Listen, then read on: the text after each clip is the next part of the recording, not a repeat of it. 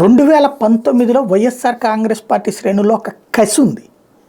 ఏంటి అంటే 2009 తర్వాత జగన్ని అరెస్ట్ చేయడం, జైల్లో పెట్టడం, ఆ తర్వాత 14లో అధికారంలోకి రావడానికి కేవలం 1.5% ఓట్ల తేడాతో ప్రతిపక్షానికి పరిమితం కావడం, ఆ టైంలో జగన్ని వేధించినటువంటి తీరు, 67 స్థానాల్లో 23 మందిని తీసుకువెళ్ళటం, వాళ్ళకి మంత్రి పదవులు కూడా ఇచ్చి వాళ్ళ చేతనే తిట్టించడం, ఇట్లాగా అణువణువున తెలుగుదేశం పార్టీ చేసిన అవమానాలతో రగిలిపోతా ఎట్లయినా సరే జగన్ని గద్దెనెక్కించాలి అన్నటువంటి కసితో పనిచేశారు.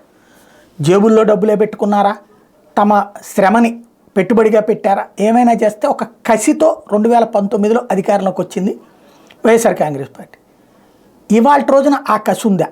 ఇవాళకైతే ఆ కసిలో ఒక 60% మాత్రమే ఉందనిపిస్తుంది నాకైతే. ఎందుకంటే అది కూడా ఈ సిద్ధం సభలకు ముందైతే 30-40% ఉంది. అధికారంలోకి వచ్చినప్పటి నుంచి ఓవర్ ఎక్స్పెక్టేషన్. ప్రతి ఒక్కళ్ళు పదవి ఆశిస్తారు, ప్రతి ఒక్కళ్ళు ఏదో ఆశిస్తారు, ఆర్థికమో లేకపోతే పదవో, ఇట్లాంటివి అందరికీ అన్నీ దక్కవు. ఇంకోటి పదవిస్తే ఇది ఆఫ్టర్ ఆల్ పదవి, నాకు అది కావాలి కదా అన్నటువంటిది ఉంటుంది. ఇట్లాగా క్రమక్రమంగా ఒక మైనస్లు పెరిగిపోయినాయి.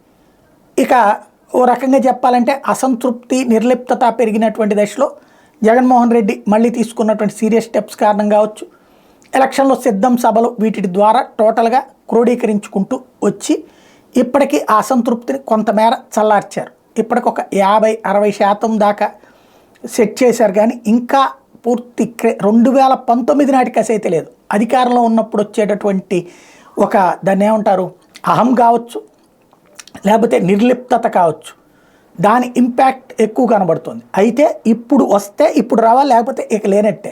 ఏదైతే మళ్ళీ పవను, బాబు, బీజేపీ జట్టు కట్టి గద్దె దించాల్సిందే జగన్మోహన్ రెడ్డిని అని పక్కాగా ప్రిపేర్ అవుతున్నటువంటి వేళ కసితో ముందుకు రావాలని చూస్తారా, లేకపోతే ఏదైతే ఏముందిలే అని చూస్తారా అన్నటువంటిది చూడాల్సి ఉంది.